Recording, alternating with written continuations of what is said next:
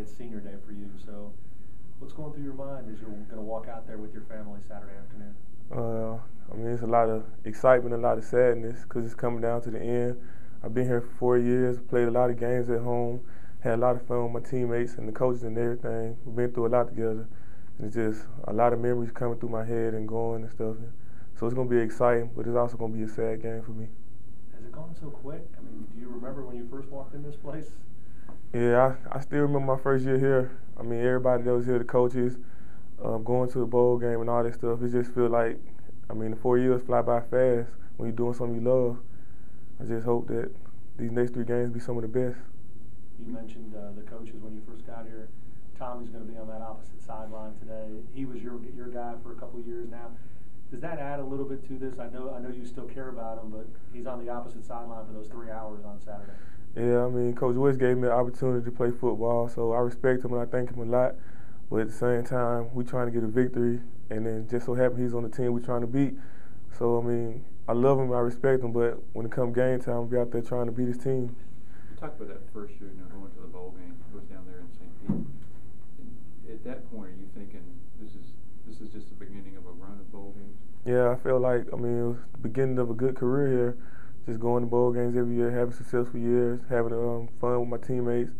I just thought that every year would be better. But even through that, what have you picked up? It hadn't been the greatest, and there's been some learning experiences through it all. I learned a lot from the losing in a couple of games we won. It taught me a lot of things about life. It taught me about not to give up, just keep fighting no matter what happens. At the end of the day, just keep fighting and get stronger. There's not a lot of hype to this game because it's 2 teams that are struggling right now, but you talked about it. You want these last 3 games to be important. So is it like your bowl game, this one and the 3 that are left, because there's not going to be one at the end of the year? Yeah, we got a lot to play for these last 3 games. We're trying to win November, and then with this game being the Battle of the Bones and Coach West on the opposite sideline, it's a very big game for a lot of the seniors and a lot of people that was here when Coach West was here. And like the last 3 games, we just want to go out there and play the best and end on a good note. Talk a little bit about their offense.